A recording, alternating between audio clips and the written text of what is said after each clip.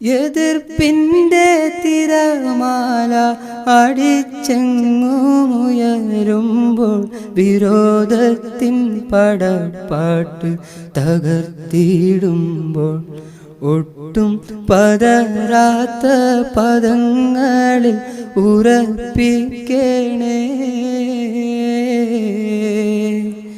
കനിവുള്ള ഇലാഹേ ഓശാരം മോഹിച്ച് കരയുന്ന മനസ്സുമായി വരുന്നു ഞങ്ങൾ. നിന്റെ കാരുണ്യ കവാടങ്ങൾ തുറന്നു തായോ.